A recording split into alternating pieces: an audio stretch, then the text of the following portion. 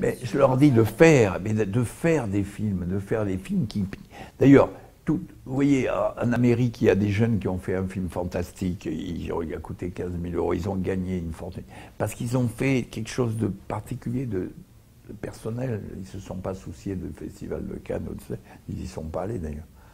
Donc, si vous voulez, moi je crois que le nouvel artiste, et c'est pour ça qu'il y a une difficulté d'accouchement de la troisième vague, parce qu'il y a eu la première vague, c'était les vieux, qui se sont éteints en 60 en fait.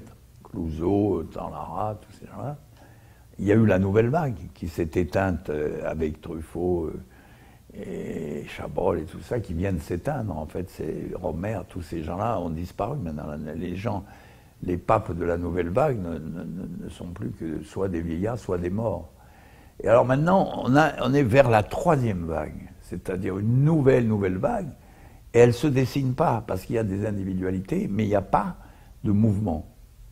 Il y a eu les surréalistes, il y a eu des mouvements dans l'histoire de la peinture, la musique aussi, il y a eu les Rolling Stones, il y a eu les Beatles. Maintenant, ça flotte, on ne sait pas ce qu'il y a exactement. Il y a eu ABBA, mais ABBA maintenant, ils sont en train de faire leur vieux succès, etc. C'est pas nouveau.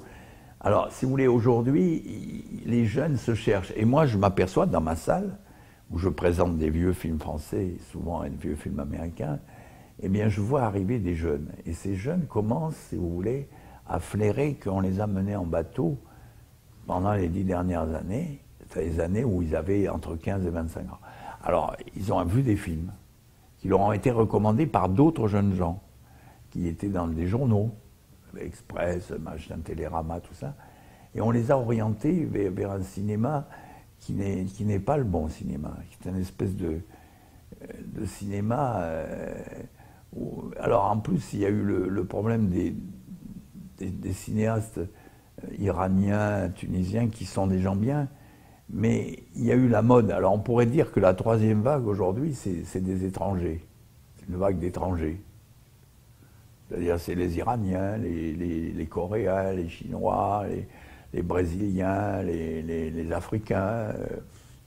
On pourrait retrouver ça là, mais eux, qu'est-ce qu'ils font? En fait, ils sont en train de découvrir ce qu'on faisait nous il y a 20 ans ou 30 ans. Vous voyez, c'est-à-dire, eux, ils étaient en retard, les Indiens, tout ça, avec leur Bollywood, leurs trucs complètement des opéras chantés en Égypte. Vous avez des films, moi j'ai vu un film égyptien, on a l'impression que c'était en 1800 le film qui a été tourné. C'est des types qui chantent pendant des heures, etc. Alors maintenant, ils viennent vers nous, c'est-à-dire ils se rapprochent. Et ils essayent d'être modernes, de faire des films modernes, les Japonais aussi. Donc finalement, on a les autres qui nous rattrapent. Ils nous rattrapent parce qu'ils commencent à faire des films comestibles, des films... Parce que moi je me rappelle une fois, j'avais vu un film chinois, il y avait un type qui allait porter une tasse, un bol de riz à sa femme, il partait de là et puis il allait à l'autre bout de la pièce, ça durait 25 secondes. C'était dans la lenteur. Maintenant, ils sont plus rapides. Ils sont même quelquefois trop américanisés.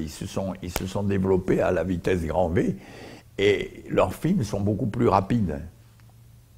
Parce qu'il y avait quand même cette différence. Voilà.